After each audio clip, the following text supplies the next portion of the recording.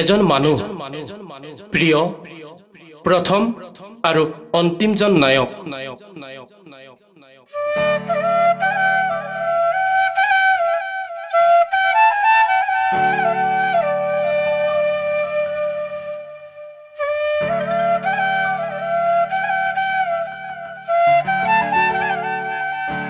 এজন মানুহ যি মোৰ মুখৰ অকণমান হাঁহিৰ বাবে তেওঁৰ কলিজাত লাগি থকা শোষণৰ দাগবোৰ লুকুৱাই ৰাখে।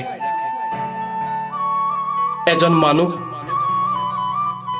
যি মোৰ কণমানি আঙুলি এটাত ধৰি বাট বুলাই যায় হাজাৰ বাধাৰ প্ৰাচীৰ নেওচি।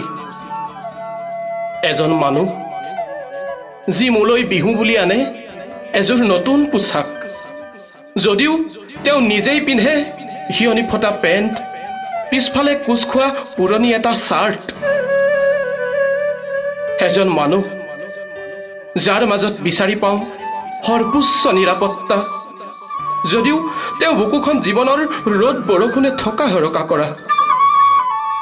এজন মানুহ যাৰ দুচকুৰে মোৰ সফলতাবোৰ চকুলো হৈ বিৰিঙে, যদিও তেওঁ সুখবোৰ কেঁকুৰা নাঙলতে লুকালে।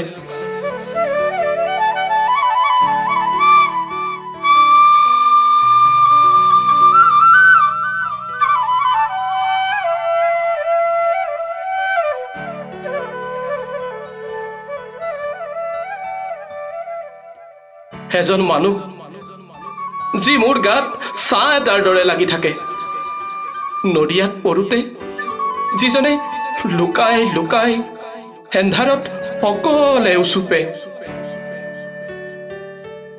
এজন মানুহ যাৰ দুচকুৰে দেখিছিলো জীৱন যাত্ৰাৰ সেই বাট, যি বাটেৰে গলে বোকা নালাগে কেতিয়াও গাত। সেই মাত এখন সবল হাত, যি দিছিল কেৱল সঁচা আৰু মানৱতাৰ পাঠ। দেউতা,